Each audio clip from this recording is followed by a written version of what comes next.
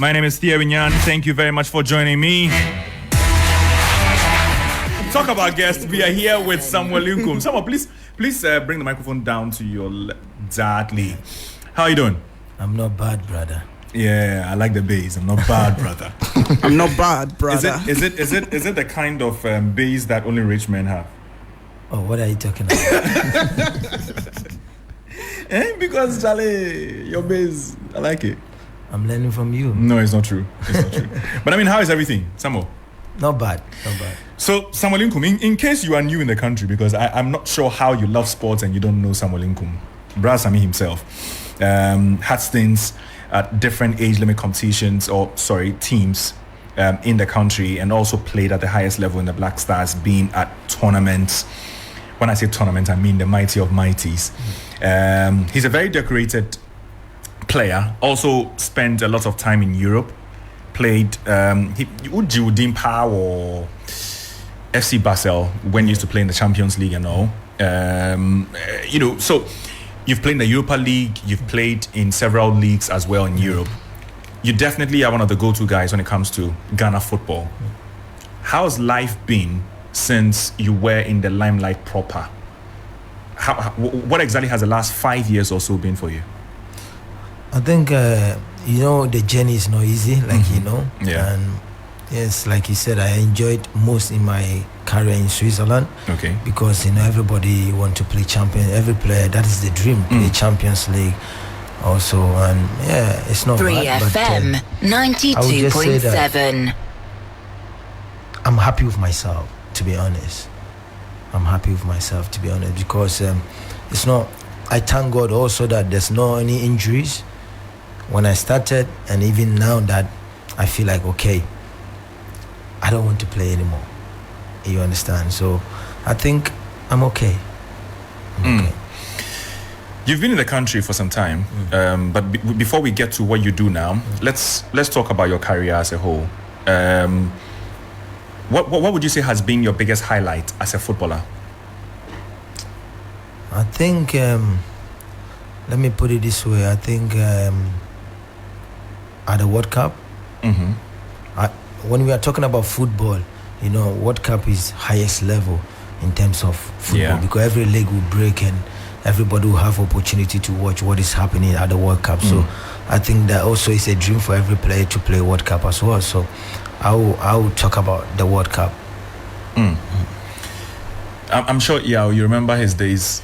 The World Cup. Yeah, of course, exactly. I mean, they're really, really good days with the Black Stars, in particular. But not to forget also his time at the Under-20 level and just what he was able to do with the team. I mean, Samuel Inkoom has paid his dues. He has. He's paid his dues. He's someone that we should. I think as a football body or members of the football fraternity, he's someone that we need to celebrate. 3FM and I think that 92.7. getting him on a show like Sports Ultras and getting his voice heard across the country and beyond, because we're on Facebook where quite a number of people are watching us. It just even outside the country. So. Exactly, it just goes to celebrate the man as well. So fantastic. Aniela, Inkoom is here, and he is. I'm still stunned because he looks like he hasn't aged a day. No, actually, I think we need to get there because he hasn't aged a day. So Kawa, can you imagine? That's where Aniela was thinking. No, that's what we are talking about football. Because how the gentleman has been looking. No, honestly, because I think about myself in Christ the King. That's when most of us got to know when I was a child, right? And now seeing him on the screens and seeing him here, so what's the difference? But look at the difference between me. Y'all knows me. Y'all knows me since I was a teenager. But look at me now. He has aged a day. So comparatively, I think he's still really in good shape. I think you have to invite him to come and play when the boys are out. In the strike position, you have to call him on. One of these days, he will join a media general team. Yeah, I'll be the coach, though. And he'll be the captain. You'll be the coach. I'll be the coach. Okay, you are not allowed in the dressing room. No, you see different things. Anyway, let me just get back to Samuel. So you mentioned the Black Stars and how the World Cup was, obviously your highest point or your highlight as a footballer. Did you have any issues when you used to play with the GFA, with any of the players, any of the teammates? Did you have any issues with any of your former teammates? I think no. I think I had there was a little bit misunderstanding. I think 3FM it was 92.7, and I remember I think the coach was Kwesi Appiah at that time, and I was the captain of the team. And I remember when I was coming, it was even difficult for me to make that decision for Ghana national team under 23 and Dnipro. We were having also, I think we were having a league games, and also I want to also help the team to qualify for Olympic Games as well. And it came in such a way that I have to choose Ghana and Dnipro, which was my team. But at the end of the day, I know that I was born in Ghana, and I will never turn back of where I came from. So I choose Dnipro. I choose Ghana. I came, and when I went there, they signed 3 fullbacks in my position. Wow. To tell you that you don't have chance to play anymore. Yeah. But it got to a extent that I have to they told me, we are not going to pay you 1 month salary. I said, no problem. If I will come and play Ghana national team for us to qualify in Olympic Games, and you will not give me 1 month salary, that's fine. But I didn't know that they would sign like 3 fullbacks in my position. Because then that obviously reduces your chances at all. And that effectively means you're not playing. You are out of the team. Wow. How did you handle it? It was not easy though. It was not easy, but this is life. Life sometimes is like that. We all learn from our mistakes. When you mentioned it was not easy, one of the things, and I'm not saying this in bad taste, I'm not trying to stir up trouble, but obviously because now you are an icon for the youth, for those who want to get into football or the young ones already in it. 3FM 92.7. People need to learn from you. What are some of the biggest mistakes you think you made as a footballer? I think, to be very honest with you, like when there's a certain decisions that normally I took it alone, Okay. And I think that if I can also find let's say an advisor to also I want to do that, what do you think? You understand? So some certain decisions that it also cost me a lot. So I would just tell them that especially a contract, if they don't understand the contract, they shouldn't sign. So far as the team wants you can even take 4 days to just check the contract that you are signing. You shouldn't be in a rush. Yeah, you shouldn't be in a, because some of the contract, brother, when you sign it, you cry after. Because there's certain things they will put in the contract. You just think, every month I have to get this money. This is what you are focusing on. But you have to make sure that understand the contract that you want to sign. So that is why I want to also use this, also whatever I've been through, to also help the young ones that listen. Outside there is not the way me and you are watching on TV. We have to be very, how to say it, mentally strong before we can go there. Yeah. Now, Sammy, you just mentioned having someone by you to advise you when you're making a decision. Yeah. But from what we've seen, 3FM 92.7. it doesn't look like when you are at the top of your career, at that level where you've played for top teams, you're playing the Champions League, it doesn't look like the players would listen to anybody. What accounts for that? What happens to you when you get to the very top, and then people try to talk to you and then you just don't hear them? Is it something that has to do with where you are, or what happens? Sometimes some of the players, we allow ourselves for money to control us. When we get to the top, we think, okay, we don't look nowhere. We are like that, But that is why some of the players, I will not say that everybody. Some of the players also are having a lot of problems even after their career. Yeah. Because I think that when I want to do something and I come to you as a brother, what do you think? I think it's, even though if I will not listen to you, but it's better I share the ideas with you. Yes. And maybe there will be a certain point that you say, and maybe I have to pick it from. You understand? So I'm just saying that when we get the money, we think that we are on top of the world. Yeah. And okay, Aniela? I just want to say that I think it's key he pointed out the bit about contracts, because most of the time, not even just in football, generally, if you're signing something, you are basically going to be bound by it. And if they go into enforcement against you and you want to renege on some of your contractual obligations, it only gets messy for you. So I'm happy that he brought that to bear. But I just want to ask Samuel, you've traveled around a whole lot. Sometimes we ask footballers how they assimilated to like different weather conditions, being away from family, moving to different places. How did you deal with that? I remember when I went to Switzerland. Very cold. Very cold. very cold. Very cold. And also before I was going, you know, I said to myself that, come on, I have to feed my family. You understand? So, and a lot of people were saying that country is very cold, and which I also understand. I was not there, but when I'm watching TV, I can feel it myself. So when I went there, I remember we have training 4:00, and in the night, like in the evening, 4:00 training.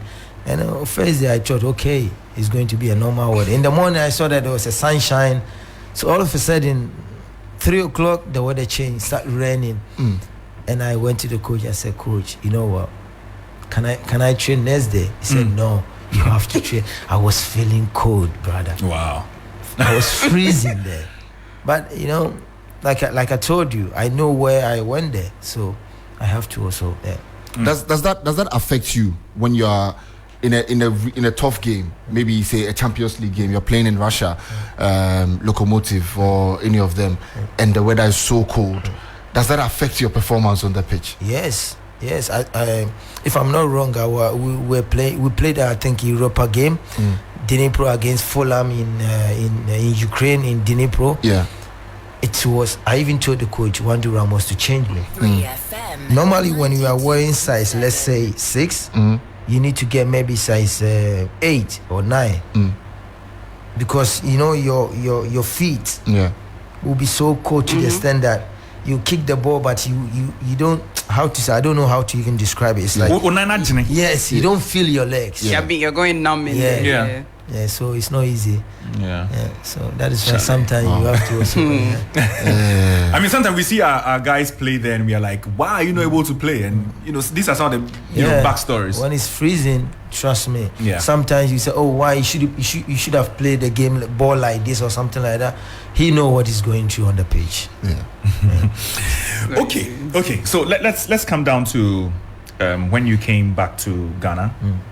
Why Hearts of Oak? Okay, I came to Ghana because I'm a professional, and I said to myself that I want to play Ghana League. Okay, you know, so at the end of the day, I choose Hearts of Oak because they were ready for me. Sports. And when you chose Hearts of Oak, have you at any point regretted? Not at all. Not at all. I'm a football player, and that is my contract, and I have to be professional. So I just focus on the pitch, nothing more. Okay. Sammy, how have the Kotoko people, you know, accepted your Hearts of Oak move? It's tough because you have been a Kotoko player. You left and then you came back. Everybody thought you were going to Kotoko. Then you go to Hearts of Oak. I think this kind of question I've answered even the last time. The Kotoko fans were bashing me. I'm ungrateful and a lot of stuff. But I want to also let them know that I know they wanted me to be in the team, but it doesn't mean that because of I'm Samuel Inkoom, I'm a legend, I can just hold my bag and go to the pitch that I want to play.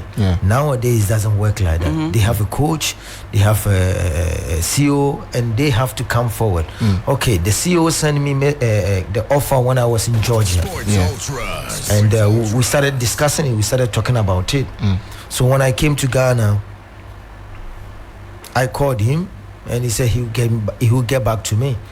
So later on, even some of the board members have to come inside also asking, what is happening? What do you want? What do you want us to do? It got to a point that I even told them that if there's no money, I'll play for free. Wow. Because it's the same team that gave me the platform. But at the end of the day, what I heard is that they were having 4 full right backs in the position, and which he's the coach. At that time, it was Ogum at that time. And yes, it was like, how to say it, we have 4 right backs in the position, and when I come, I will be 5. You understand? And he's the coach. I respect him for that. I will not tell him that pick me at all costs. No. At the end of the day, he know what he want. He know the kind of game plan he want to play. He know the players that he think that they can deliver for him. Yeah. So it was a lot of pressure on me because of the fans. Yeah. They were thinking that I'll go back to Kotoko, but I would just let them know that I cannot go without any invitation. How do you take the fans bashing when they were bashing you, saying all sorts of things against you, and knowing how much you love Kotoko?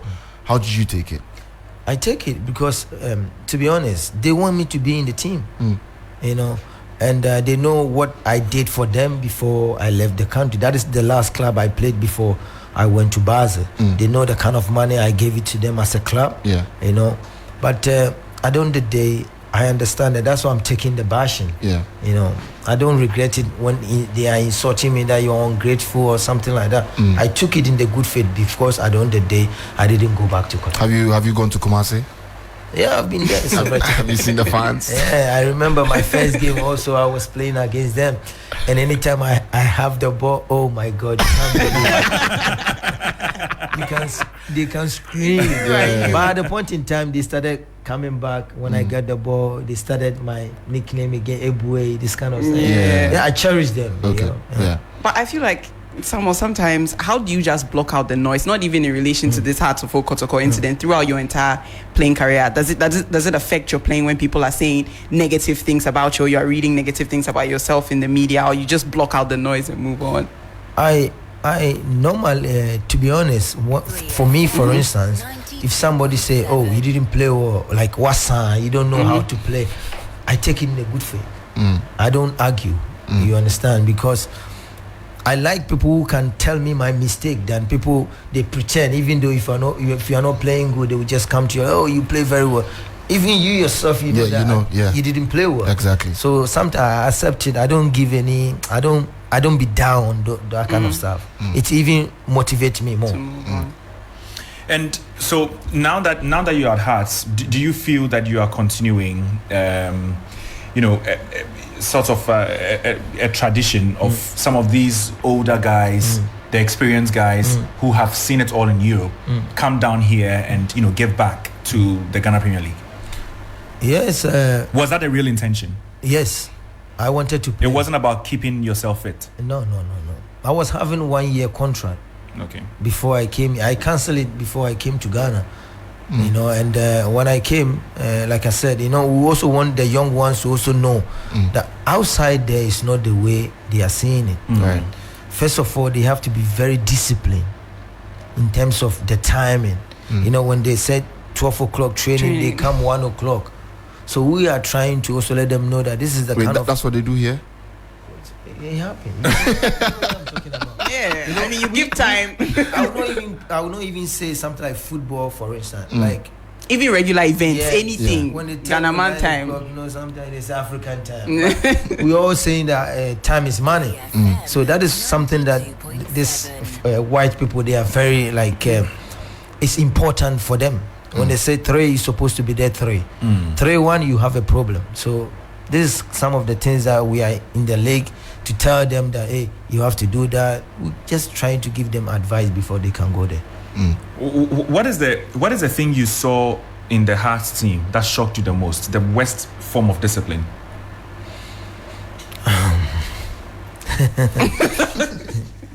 I think, let me put it this way. I remember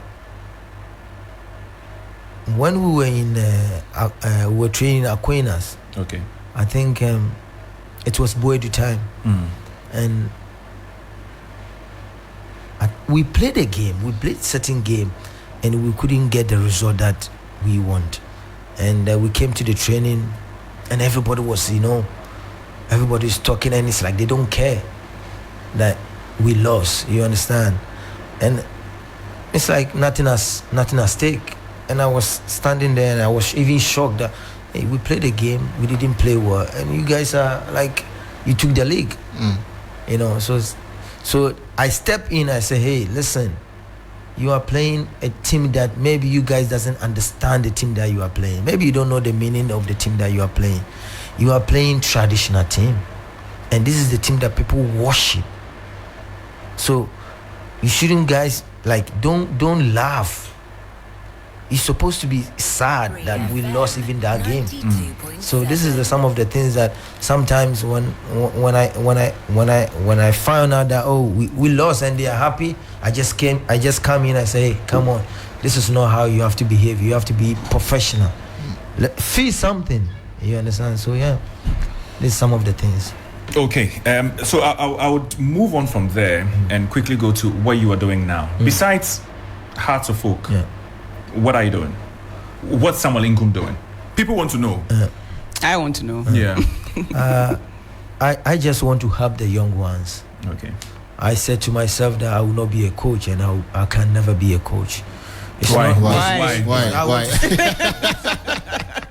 I'm saying this because it's not every player who play football can be a coach. Yeah. There's a lot of things in football that players can also do. It's not only that because you are a legend, you're supposed to be a coach. No. You can do scouting. You can also learn players management and stuff. And this is what I want to do. I want to help the young ones going to players management. You understand? Because we have a bunch of potentials in Ghana, but they need a good platform to also showcase themselves. So this is the kind of job that I want to do now, to help them to develop. Like when I came to Hasselhoff, Kunedu Yadum came. I saw him, even though sometimes he makes mistakes. I told him that he will be the best if he stay focused. And at the end of the day, he got contract recently, and I was the one. I was the one who brought it. You understand? Because that's Kunedu's contract. Yeah, Kunedu's contract. How did you negotiate that? To Kribas. Yeah.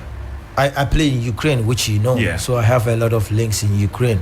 So they asked me about central back, and I said, yeah, he's the one. And the team also checked. They said, okay, we are in the same page. You know, I try to help the young ones. You know, one guy in Tamale, Archie, also his name is Steven, and also the same. He's going to Georgia at the moment. He's going to play he's going to play with Diligori also. I try to help them. Yeah. Because our time we didn't get this platform.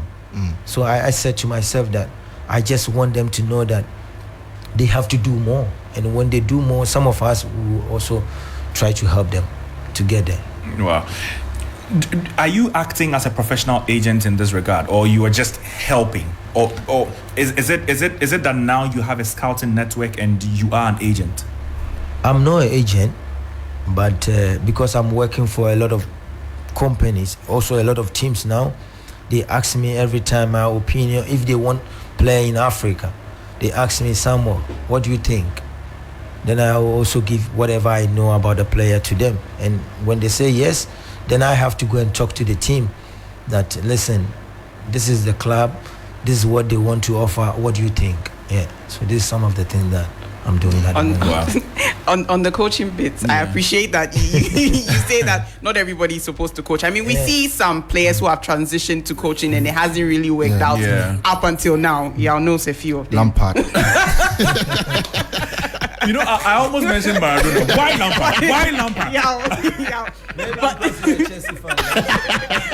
But Samuel, because you haven't really tried it out yet. Maybe on like a team level, still in the playing body, you may have assumed some level of coaching roles. But how do you know for a fact that it's not something you flourish at? Like I said, you know, I know what I want. I don't want to put myself in a situation that, yes, I have idea, but that doesn't mean I can coach.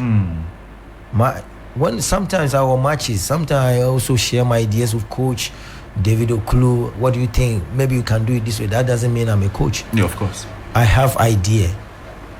That's why I said that I cannot be a coach. But professionally, all it takes is for you to start doing the courses. You can do the courses. You can get pro license A, whatever. So you have to feel for yourself. Your coaching record. You understand? Sammy, I agree. Yeah. I'm sure Kawa is saying he agrees, because a lot of people walk around now with almost every level of license in coaching. Yeah. But you know, that's on paper. On the pitch. You give them the work, and they are all. Your first how many games lost? Yeah. Terry, you have to explain that. Yeah, when you have certificate, it's okay. Yeah. But it's different than that's you. That's you and Emmanuel Jambedu. Yeah. When you faced off Hearts of Folk against Olympics. Yeah, this match we talk a lot before. when I was in the hotel, he called me. He said, whether you like it or not, we are going to beat you guys. But at the end of the day, I think the game was 0-0. If I'm not wrong. Yeah. So it's good when you see a guy that you started with, who were both in under 20. We achieved something that we want as a player, We brought the ultimate to Ghana. Everybody was happy. Yeah. And now both of us are in the Ghana League as well. It's the same league that gave us the platform. Yeah. So I always tell the guys, some of them, that listen, if things are not moving well in Europe, don't feel shy to come back. You can come back, do it again and go back. Yeah. Don't think that, okay, Ghana League is nothing. It's something. Let's cherish what we have, and I think that's the most important thing. Sammy, let me just shift focus a bit. There's one thing that has dominated media spaces across the world. One of it's Benjamin Mendy, his issue with the women and the court issue and all of that. And it hasn't been just Mendy. It's been quite a number of footballers, and it's been recurring over the last few years. What do you make of all of these accusations, allegations, and having to do courts back and forth because of some of these issues? I think everybody has different background, you understand? And at the end of the day, you saw what happened. Everybody saw that he was not how we were bashing him, that why this, why that. The problem is that if something happened, sometimes we don't take our time to also... Everybody want breaking news, you understand? But I think that before you do that, you have to do your research very well. It happened to him. I think from today he has learned a lot. Yeah. I'm telling you. From today, I think he has learned a lot from women, you understand? But I think that, in my opinion, I always advise the young players that start now, get to know the lady that you want to be with in future than when you are a star. When you are a star, you don't know whether it's coming because of your fame, because of the money you have. So I keep on also advising the young. And when you get there to the women are a lot. They will come. Aniela, stop coming. I don't do anything. But everything depends on you. Yeah. You know what you want. You understand? So women, no matter what, football and women, it's like, I don't know how to say. I don't even have a word to describe it, but you have to also be careful whatever you do. Be professional. That's it. But did you have any scandal like that ever that didn't come out maybe? No. Are you sure you're not hiding? I said it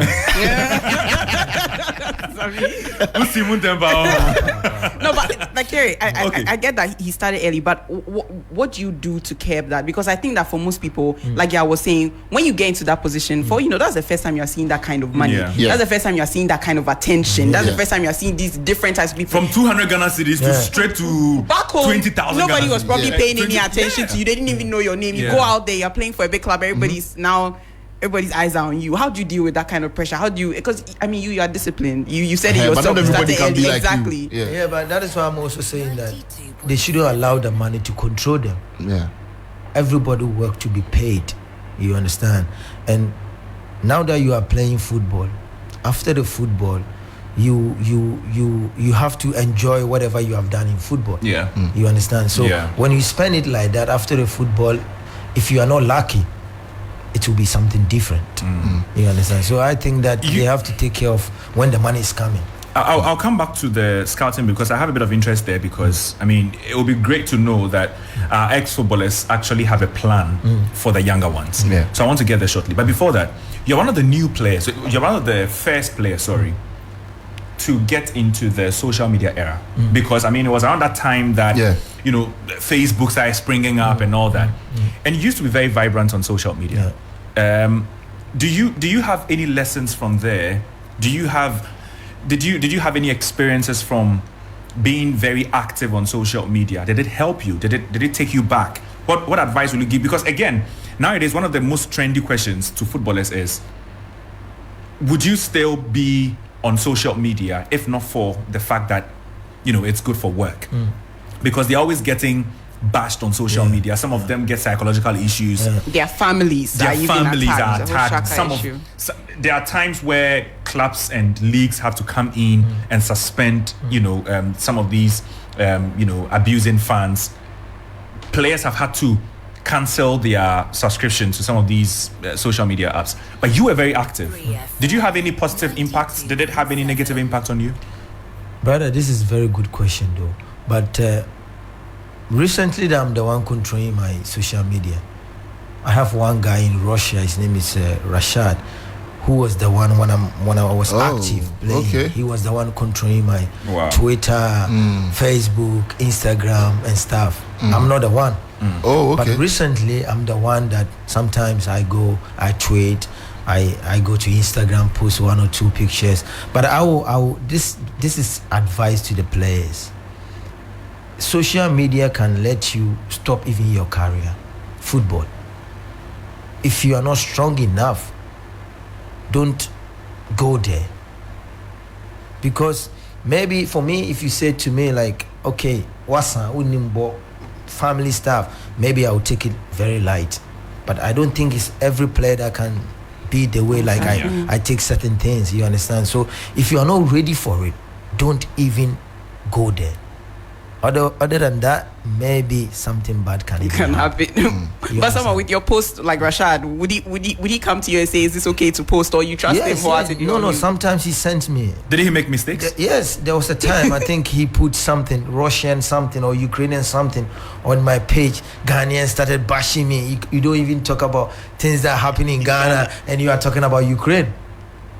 The stuff happening in Ukraine, you understand? But at the end of the day, I told him, I said, listen, only football I want. Please don't put nothing apart from football. So he also understand me, but once in a while he does. Did that help you? I mean, how did it help you to your playing career when Rashad was handling it? Because I mean, you don't even see the insults in any way. No, sometimes I go there. Sometimes I go there and see. This, for instance, about this Ukrainian thing that I was saying. I went there. Oh my God, Jesus Christ! You couldn't sleep. I couldn't sleep. Bashing left and right. Well, now you are a politician. Now you are this, and I don't. I caused it. Nobody believed that I'm not the one. You understand? Yeah, so true.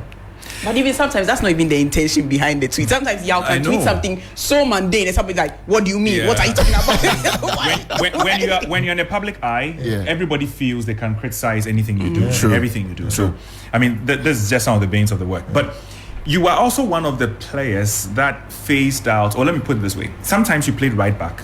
Sometimes you played right wing. We even saw that in the national teams. These days, in modern football, we have right wing back. Yes. In your days, you didn't have that. You had a traditional fullback, number 2 or number 7. Would you have fancied playing as a wing back? Yes. That position need energy. Even some of our coaches are doing it. And excuse me to say, I'm not saying they are not good coaches. Before you even play that kind of game plan, you have to know the players that you have. Okay. Don't just sit there and say, okay, Manchester, they are playing 3 backs. So you also Antonio Conte is playing 3 backs. So you also want to do same. Like you have to. It's something that's how we have preseason. You go to preseason, you buy the players that they can understand your philosophy in the game. You understand? Now, because I have energy, why not? At a point in time, when we went to 2010 World Cup, I was playing the same position. You understand? Because when they watch, I think Uruguay or something like that, the left back was not all that good. He doesn't come forward too much, so we have to push him. That is where we know that when we pass, we have a goal. So the motive, me playing that position, they want me to attack more. So that is why I was playing there. I like that. I like that. Oh, it's very good. You brought Uruguay. Do you think about that game? Too much. Too much, my brother. But football is like that, brother. Nobody want to go there and lose.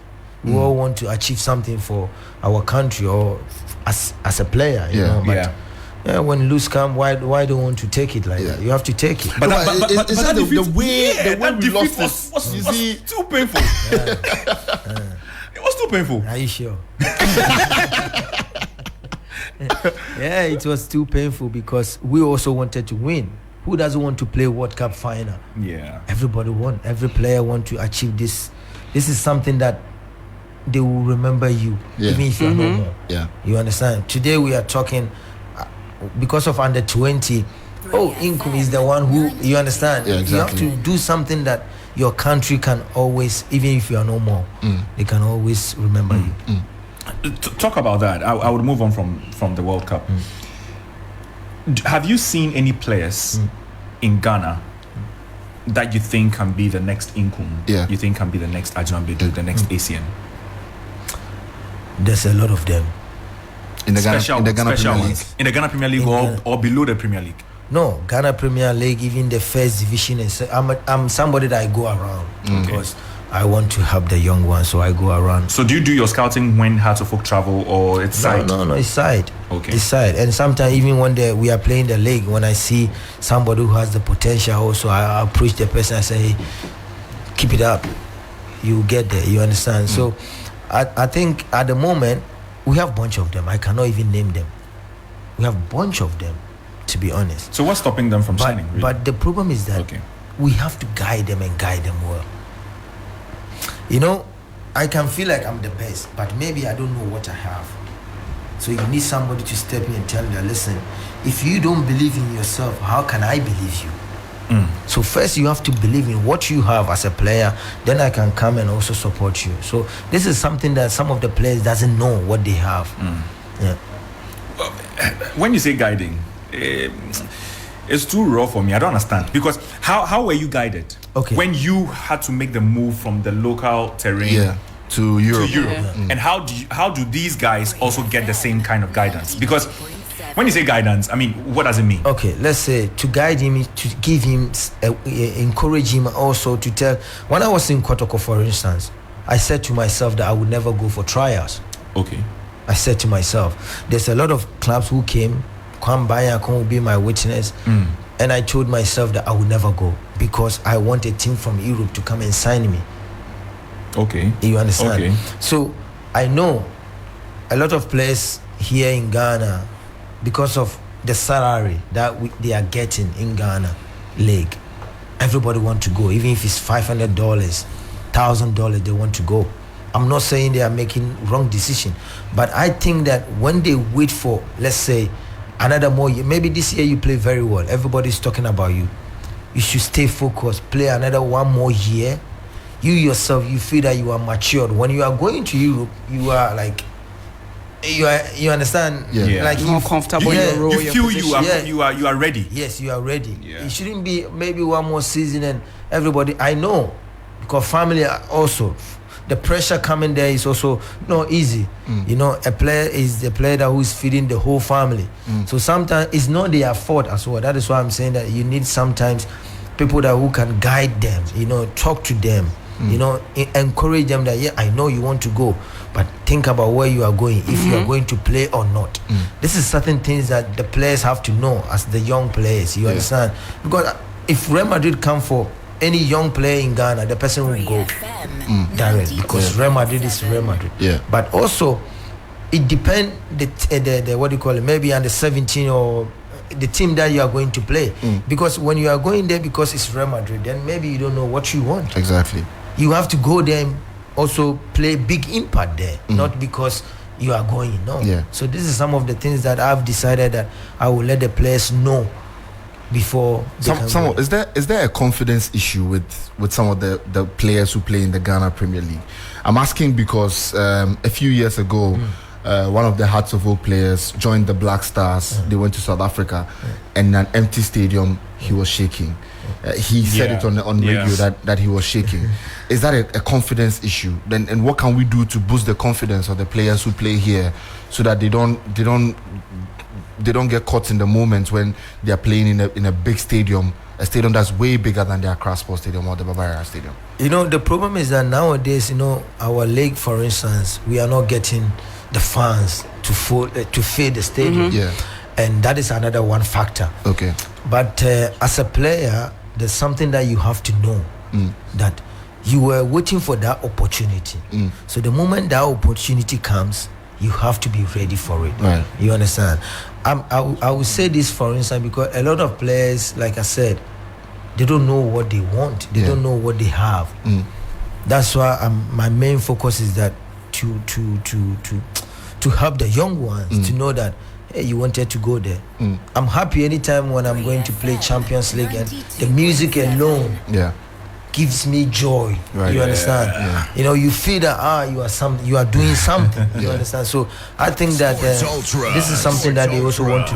They have to know that when they are there, it's football. They are coming there to watch them. So they have to be much confidence and do whatever they want. So this is my last question to you. Now you're not playing in Europe, so I can ask you this question: what club did you support as a boy?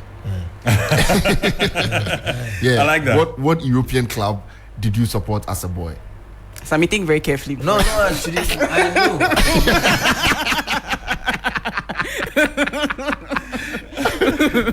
I know. Right now, nobody can beat you. No. I know, because everybody. I'm saying this because those who know me, they know. Yeah. Arsenal. Oh. Sammy. Next season. What can I say? Arsenal. Yeah, Arsenal. Thank you, Yao. I'm diehard. You're diehard Arsenal fan. So what would it mean for you if your son is able to get into Arsenal? To be honest, then I will say to myself that, oh God, thank you. You understand? Because then I can feel that, okay, he's also following in my footsteps. You understand? Right. Because I support this team. I remember when I was in Winneba, we're in academy in Winneba, we used to even play against Arsenal, Chelsea, even the boys. Okay. Those who support Arsenal will go aside, those who support Chelsea. You know, we make it so exciting. Yeah, but usually who was losing? The Chelsea boys. Sometimes Chelsea lose, sometimes Arsenal. But more, Sammy, more Chelsea. More, no. We can't take it. But Sammy, anyway. Terry, please. Final one. It should just be 30 seconds. Okay. Sammy, you mentioned having to feed your family. I feel like most of the time, people see footballers think they have it all. People in your nuclear family, extended family, even different people in the community are always asking you for things. How do you deal with the pressure of people asking you for money, people asking you for favors? How does it feel turning them down? To be honest, it's not easy though, you know. And also, you have to also, when you help, you have to help, because I think that they also support you in prayers, and as soon as you get there, you shouldn't turn your back towards them. You understand? I think you also have to. How can you want God to bless you, but this is the kind of things that God will also bless give you and receive. Yes, definitely. But I mean, know you're an Arsenal fan. Next season, Champions League. Yes, I think we have to give him time. He's building a team. So you think you win the Champions League? I'm not saying that. He's not saying that. I'm not saying that. Time. Of course, but the league. I mean. It's not even the league. I'm an Arsenal fan. Why not? I want to win the league, brother. You are a Chelsea fan. Do you want them to lose? No, they'll not win. We have to move on. But there was a picture on the screen where you stood with a lot of kids. Is that part of your scouting mission? And then there was a special kid that also came up. Who is he? What does he do? Yes, I think Jackson is a boy that they recommended me. He was born in Holland. Okay. Very good talent. Very, very good talent. I watched a couple of his videos, and I think that he's a player to watch. What position does he play? He can play, I think 4 or 5 positions. Hey. Wow. Yes, very talented player. How old is he? He's just 10 years old. Wow. Yeah. And already you can see the talent. Yeah, I watched the video. I don't even have a word to describe this kid. Oh, really? Very good player. Do you have plans for him? Big time. Big time. I even told him, I called the parents and I spoke to them that why not? If we also have the opportunity to recommend certain players, he's very young, and when I put him, I don't want to name the club that I will put him, and he can develop very well. Okay. So what's this? Is this a group? Is this a team? I see them in jerseys, 2 sets of jerseys. Yes, it was a school that they invited me. Okay. And I was there, and also I saw almost like 8 big potential in this team. This kid. So yeah, that is something that I told you that now I will start doing it. You know, I don't need to go to a team. Schools have bunch of talent, but we are not paying too much attention. Is that a problem you think in Ghana? And that's my last question to you. Do you think that's a problem in Ghana where you feel we are trying to catch footballers at Ghana Premier League level, and maybe they are too old, and maybe development at that point will be difficult to execute? I think we have to go there. If we don't have to think that win. We have to also think like the kid that they have the potential, how to develop them. You know, I know we have 2 clubs in Ghana, Hasselhoff and Kotoko. If you are not mature, don't go there.